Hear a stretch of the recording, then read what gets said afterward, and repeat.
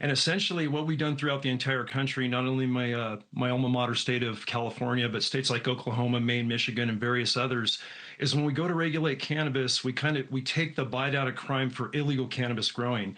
For instance, in California, we changed felony statutes when cartels would grow these black market and poisoned with toxic chemical cannabis plants from a felony down to a misdemeanor when we regulated in 2016. And for a juvenile offender, and the cartels do bring in young apprentice coming up in the organization, not only in cannabis grows, but other crimes, human trafficking rings, things like that, it becomes a infraction actually. So with a misdemeanor statute, 6 plants are a misdemeanor, or 6,000 plants are a misdemeanor. So the Mexican and now the Chinese cartels, these transnational criminal organizations, are moving into states that have incentivized a black market that they can make millions upon millions of black market cash dollars under everybody's noses, with realistically a slap on the hand only for a penalty if they are caught. And we understand there are substances and chemicals so toxic they are banned here in the U.S., but they're being smuggled in from China and then sprayed on some of these sites.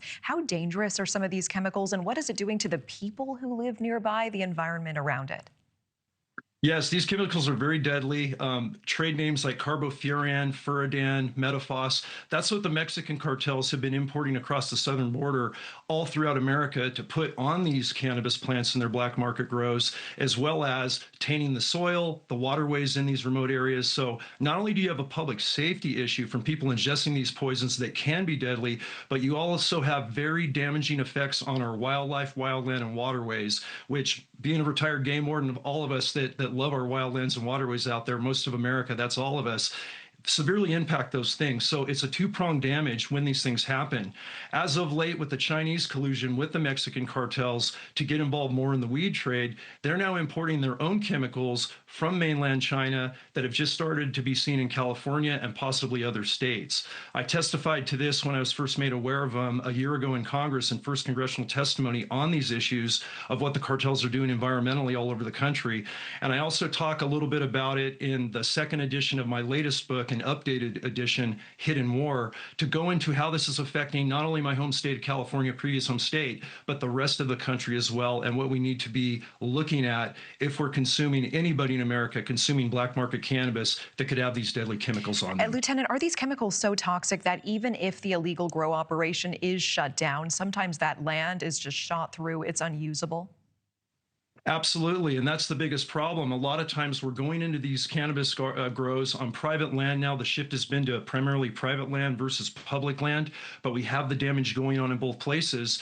And when we eradicate that grow, if we don't reclamate that grow, that's a very important process of a raid on one of these cannabis farms, these black market farms, is that the reclamation and environmental cleanup has to happen, or these poisons stay in the water, they stay on the soil, and they continue to destroy wildlife. They continue to poison water that not only are pristine animals and wildlife drinking, but these are going down into water sources for cities, on tribal lands. Another thing that was a congressional hot button item that I testified on recently, affecting our tribal nations as well as American communities all over the country, and need to be cleaned up and removed to really make that dent to preserve what we all care about so much. Such an important story. Retired Lieutenant John Norris, really appreciate your time on this tonight. Thank you.